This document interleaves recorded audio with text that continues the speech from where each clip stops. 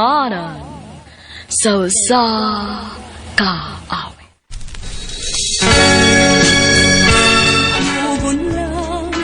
Maayong adlaw kanyang tanan nga mga suking ti paminungan, nining handumanan sa usa ka awit. Ingon man sa mga artista nga maghatag og kinabuhi nining akong kaagi. Ako si Vivian. Apan sa dili ko pasugdan sa pagsaysay nga akong kaagi, palihog pagtugtog sa awit nga naguluhan. Ulahin na ang pagbasol. RMN Drama presents Handumanan sa kaawit.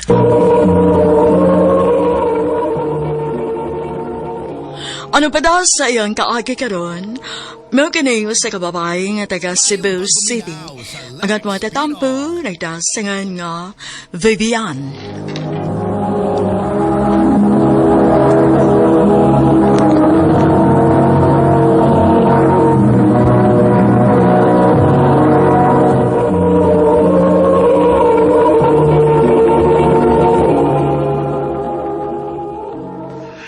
Day, nabay nagsigig pang regards nimo sa marketing department, Day.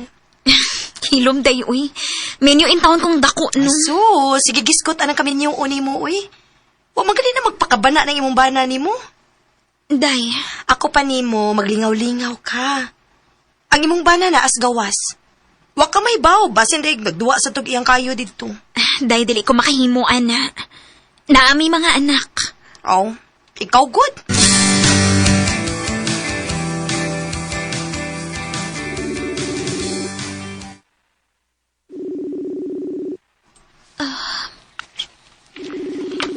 May untayang tubagwan. Hello? Ganun na nawag ba ka? Oo, naman kayo ka manawag, good. Di ba niingon ko nga magpaabot ka sa kong tawag? Sumuka mo eh. Sorry, Elmer. Sorry ko nakasamo ko. Oo, nakasamok yun ka. Hello? Hello? Iyan ang ki-off.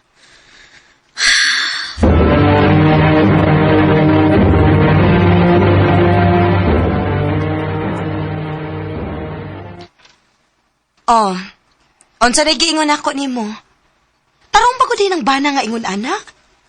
Angay man gani unta nga manawag siya nimo permi kay layo gud mo. Unya masuko pag imong tawagan? Ha, paila lang gid siya kung unsa siyang klasehas pagkalalaki. Day.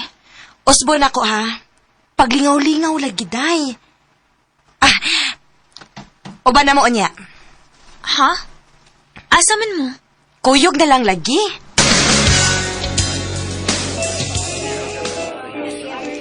Day, ila-ila mo ni Jason. Katong akong giingon nimo ba nga magsigig pang regards nimo sa marketing department? Vivian? Jason sa day ko. Gusto ka ato ta sa gawas magstorya? Aron magdungog ta? Sige.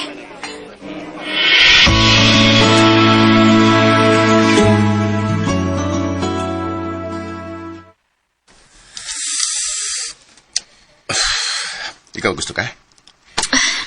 B? Really? Musmoke day ka?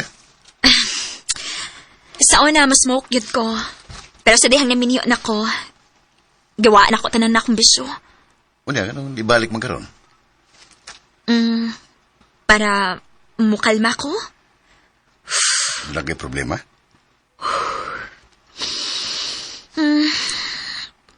Problemas kami niyoon. Mo ba? Parehas nita. Pwede ba kung mangayos sa mong number? Sige ba?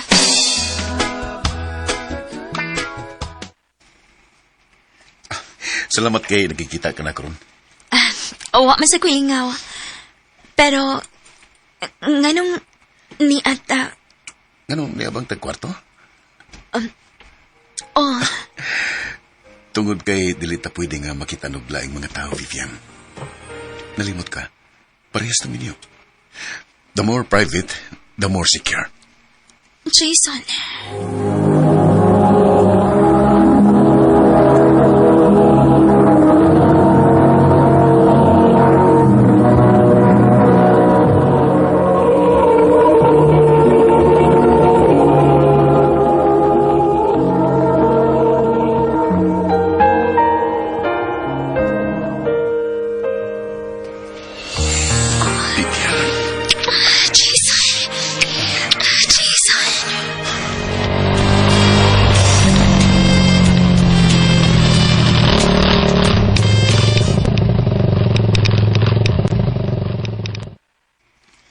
Abot na ta.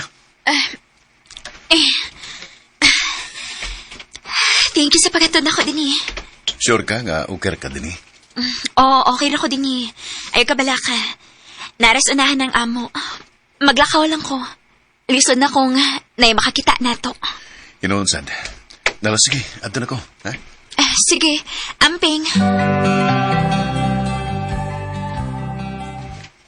Kamusta naman Mang Jason? Ha? Nga na di ay, naon sa dimi. Sus, mo din na ipagyud ka? Naibaw ko, oy, nga nagsige mo kuyog lately. Mao ba? So, unsa naman? Padili-dili pa kapag una, ha? Kuanday ba? Ambot, uy. Nakagusto na magyutingali ko niya. Nah, anak gid na, day. Siyempre, walang ka-effort ko ng bana ni mo. So, posible gid nga maganahan ka niya. Pero lang, miniyo na siya. Kaya nga no, ikaw, dili di kami niyo. Day.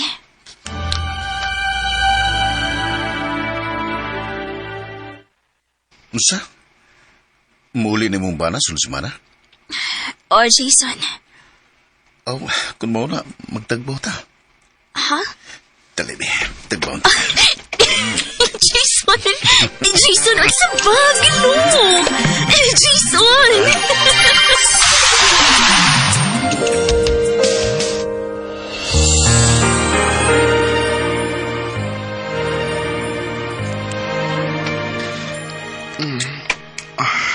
Gimingaw na kayo ng bay.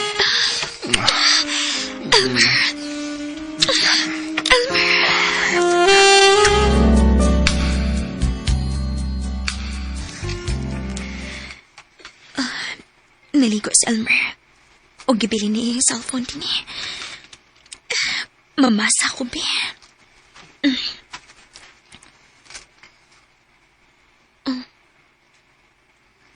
Monica? Kinsa man ni? Ni anak ko sa amo. Kanus amin ta magkita. Gimingaw na ko nimo. Dili na ako makahuwat pa. Nga mo balik tas Dubai una ta magkita o balik. Sa ato pa. Kauban ni dito sa gawas o niya. Nagdungan sila ulit din his Pinas. Oh, Vivian? Umaray mo ako sa cellphone. Maudi ay. Maudi nga samukan ka na ko manawag ko nimo dito. Tungod kay may kabit ka di ay. Unsa man ang gipanulti nimo? Kinsas Monica. Unsa? May mo bayot pa makakna ko. Vivian. Sorry. Hayop ka! Hayop ka, Jason! Hayop ka! Vivian, may mo ba? Iudak ka na tingog. Madunggat sa mga bata. Gabaan ka rin ako! Gabaan ka na! Oh, saan ka?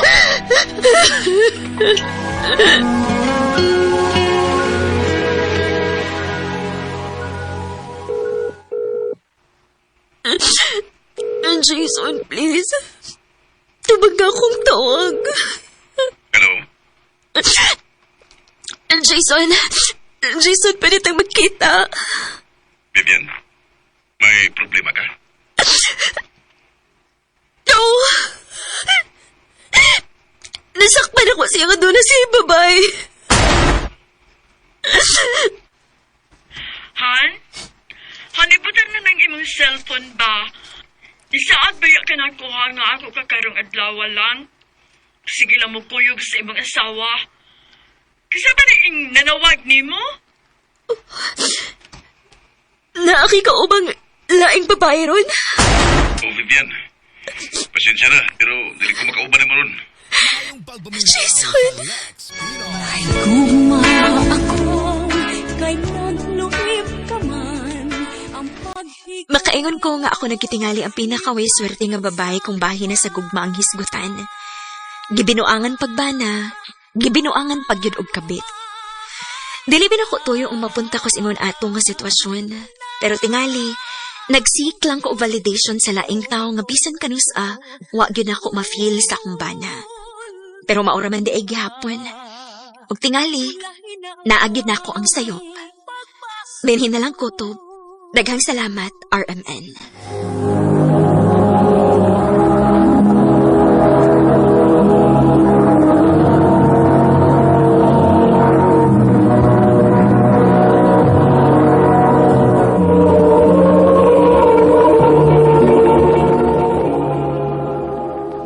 Mao kato mga higalan, kaagay ni Vivian, nga taga Cebu City, uban sa awit ngayon kapangayo, awit nga nagulahan, ulahin na ang pagpasol. Ang mga kaagay, gibahatan na doon sa radyo ni GLA Haka, ubos sa direksyon ni Priscilla Reganas.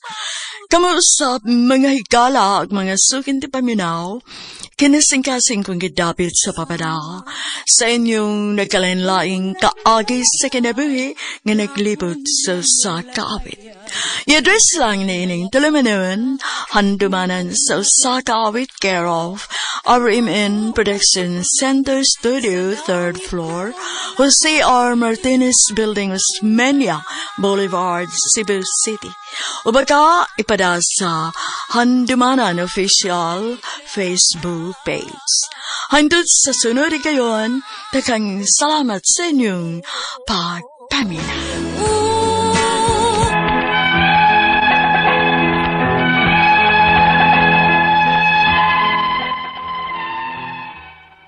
Maayong adlaw kanyong tanan nga nagpaminaw karon ning tulumanon, kini ang akong suliran.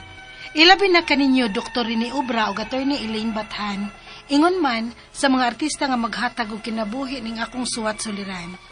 Tawgan lang ko niyo sa pangan nga Verna, hingkod ang pangidaron, minyo, og may duha ka mga anak. Taga Cebu City. Punto medikal og behavioral kining akong suliran. Kabahin kini sa bag-ong gipakitang lihok ug batasan sa akong manghod nga dalaga. Aron ni sabtan, ingon ini ang mga paghitabo.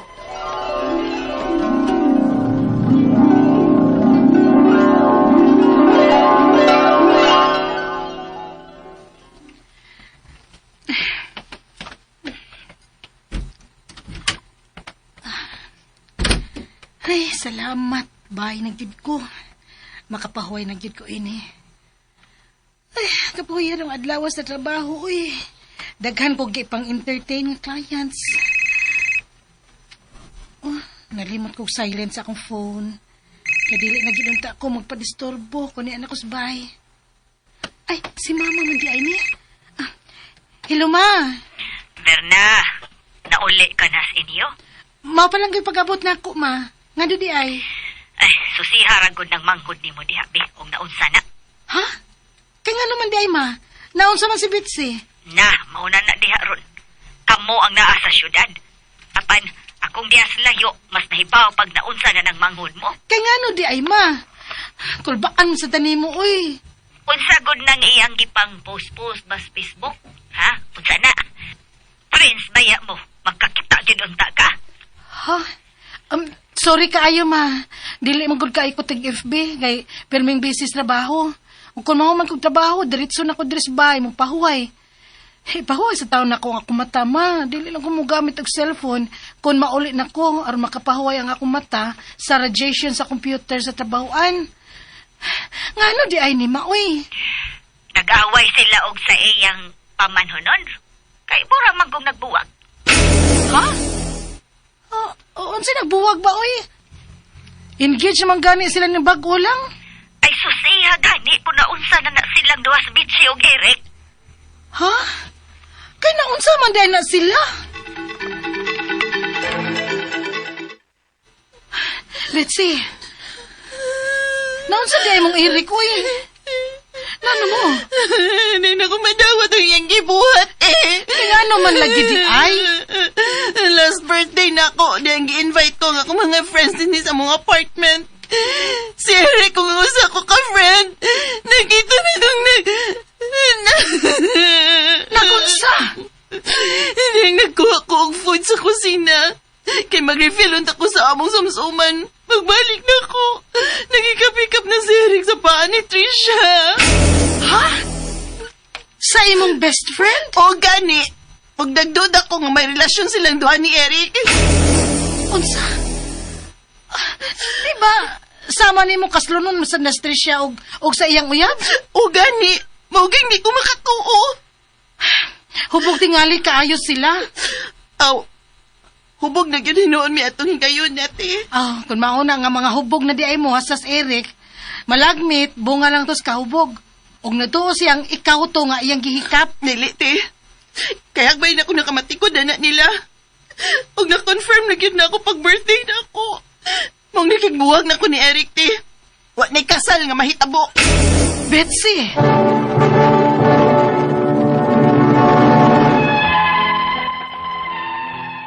Nalipay na gyud unta mi sa among pamilya nga sa katapusan magminyo na gyud ang among kinamanghuran nga mao naliwa pa magminyo namo. Kay engaged na sila sa iyang uyab. Apan pila pa lang gani kabuan silang engaged, nagbuwag na hinuon. Unya, Bitse! Ablin ang pultan, be! Si Tiberna nini mo! Bitse!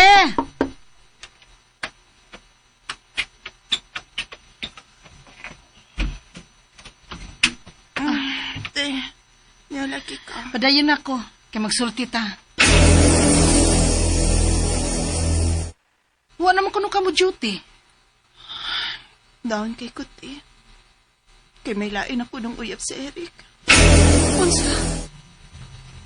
Anong bati pa man ka, ana? Nga, nakigbuwag ka naman niya, di ba? Buwag na mo.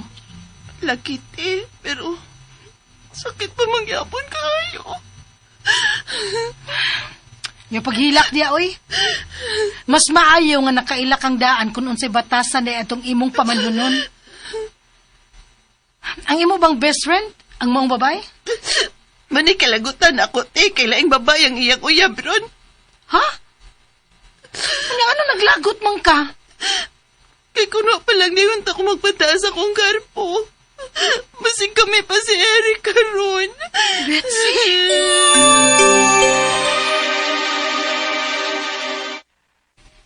Wa ko magtuo nga mo bati pa ana si Betsy kang Eric. Kay decided na bagyat siya nga iyang gibuwagan si Eric. Unya karon mura man siya nagmahay sa iyang gibuhat. Usarang rason, ana. Inlabagyapon si Betsy kang Eric. Pastilan bataa, oy. Kato na yung suko-suko ni Eric sa una. Unsa man da ito? Denial? Si Eric ay. Siya na? Hello, Rek. Te, ikaw may mag-goal ni Betsy, di ba? Diya sa iyong ipungan. Te, Pinangga kay na mo ang ako igsuon. Ug dili mi gusto nga may dautan siyang buhaton sa iyang kaugalingon. May nalang gani kini patuo siya nga akong gitawagan. Ang ako mga pangutana mo kining musunod, unang pangutana. Nagguol ang ako mangho duman niya buwagi ang iyang uyab nga nagluib niya. Niabot sa punto nga gusto na siyang maghikog. Unsaon nga malikayan kini? Ikadawang pangutana. Decided naman unta nga buwagan sa akong manghod ang iyang pamanunon nga nakasa niya. Gipakita niya namo nga okay lang siya. In denial lang ka siya. Ikatulong pangutana. Unsa man kada ning iyang gibati? Anxiety o ang giingon nila nga may bipolar disorder ang akong manghod. Kay mag-usab-usab ang iyang mood ug magsige na lag inom ug makahubog. Unsaon namo siya sa pagtabang? Ikaupat o katapusang pangutana. Ang bahin sa iyang uyab, kung makainom, dili naman mahibaw sa iyang gibuhat. Sama anang manghikap na siya og laing babay. Kay kung maulian na, malimot man siya sa iyang gibuhat. Disorder basad kini o tungod lang sa nainom niyang bino. Palihog, tabangi og tambagi ko. Kini ang akong suliran, Verna. Mayong adlaw mga suking tigpaminaw dinhi sa tong programa kini nga kong suliran. Ako si Dr. Rini Obra ang kauban ninyo karong adlaw. Attorney Eileen Batahan ang magtambag sa inyong mga legal nga problema. Ako mo tambag sa inyong mga medical, psychological, emotional, behavioral o mga drug related nga problema. Kay usa man ako ka medical doctor, usa ka psychiatrist ug usa ka drug addiction specialist. Klase-klaseng pamaagi sa pagpadala sa inyong sulat suliran kanamo. Pwede kayo padala sa mong email suliran_612@yahoo.com or sa atong Facebook account kini ang akong suliran official writers page o diba sa mong buhatan sa 3rd floor Jose R. Martinez Building, Osmeña Boulevard ning Dakbayan sa Sugbo. Ang atong makutlo nga pagtulunan karong adlaw mao kini nga love your family, work super hard, live your passion. Okay, ang pinaka-basic unit kuno sa komunidad isang pamilya.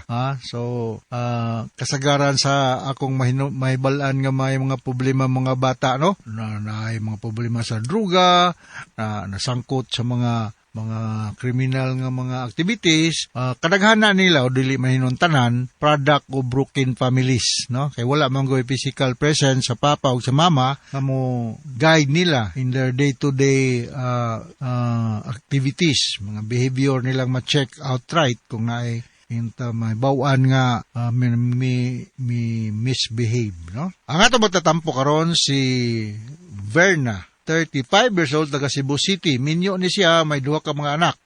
May tungod kini sa iyang igsuon, no? Iyang igsuon nga babae, no? So maayong pagpaminaw dito mga taga Cebu City, no? Si diha sa ilang panimalay ni Dr. George Ruiz, no? Siya nga nato niya, nalimot ko. Mga taga Kalandyang Karkar, mga taga Lantawan San Fernando, no, mga Alcosiba family, mayang pagpaminaw ni Nanay Luz Bastatas, ni Joy Ginelsa, Rimiticado, Arguso, o mga Satori family, Mabanag, o si Nelson da sa Panagtara, no? Mga parinti ni Ninya o ni Genevieve Alcosiba. Kuning na-meet sila, di pa lang dugay, no? Lamate kayo Ninya sa imong pagkanta sa atong programa sa Pandurawan. Okay, so going back to our sender, si Verna, punto psychological ba niya? About suicide, mantutot na bati kita sa drama, no? Unang pangutana, nagol ang akong manghod duman siya buwagi sa iyang uyab nga nagluib niya. Niabot ang punto nga gusto na siyang maghikog. Unsaon nga malikaya ni. Well, ipakonsulta ninyo mong igsuon ni Dr. Rini Obra. O nga na ba sa Vicente Soto, Department of Behavioral Sciences sa Psychiatry, no? Kasi nga na mong igsuon. Ingnan na mong igsuon na Berna nga, life is too short. Do not make it shorter by committing suicide. Thou shall not kill. Kung nagbuwag ka sa imong uyab kay nangita siya laing team, may pagani ka uyab pa mo minyo. Kay kung naminyo na mo, nangita siya laing team, problemang dako, ha? So ayo karatol, napay daghan pang maabot sa imong kinabuhi nga mas gwapo pa to imong uyab. So thou shall not kill, ha? Yung namagong suicide is an introverted murder. Taghanang kasong suicide karon, no? Ngani atong ningaging buwan, ngani karong October month, no? Bagol kong interview sa DXDC sa Davao about mental health. Nya suicide was one of the topics. Nya lagi na daghang mga bantayanan kung kinahanglan maimno ni siya antidepressant medication o kinahanglan nga undergo ni siya Berna og psychological intervention kanang counseling, no? Kaduhang pangutana, decided naman unta nga buwagan sa akong manghod ang iyang pamanghunon nga nakasala niya. Ipakita niya namo nga okay lang siya. Denial lang ba niya? Pwede ni siya denial, no? Pero kung buwagan na gyud niya, so you stop communication, dili kay ngog gibuwagan niya magsige pagyapog tiksanay. Decided naman ka kang buwagan, then buwagan gyud, no? Bulagan gyud. Kay halfway, ambivalent na mo nang gitawag na mong ambivalent feeling, no? Between positive or negative. Ikatulong pangutana, unsa man kahadiay ning iyang gibati, anxiety or depression ni siya? Ang giingon nila nga bipolar. I don't think so nga bipolar. Kining bipolar, excited, elevated, irritable mood. Kung wa siya niani, dili siya manic, so dili siya bipolar. But this will fall more on depression. Nausab ang iyang mood, ug nagsige na lang inom ug makahubog unsaon man namo at tambagi nga dili magpakamatay pinagi sa pag-inom nga makahubog kay ang kanang alcohol is a depressant dili na siya stimulant ug ang tao nga kulang sa vitamin B1 or thiamine which is affected when you have a lot of alcohol in your body, ang tawhana dali na siya masakit og central and peripheral polyneuritis. Ikaw pa ito katapos ang pangutana. Ang bayan sa iyang uyab, kung makainom, dili naman mahibaw sa iyang gibuhat. Like, manghikap na siya og laing babay. Kay kung maulian na, limot naman siya ang iyang gibuhat. Disorder ba niya? Tungod lang ni sa iyang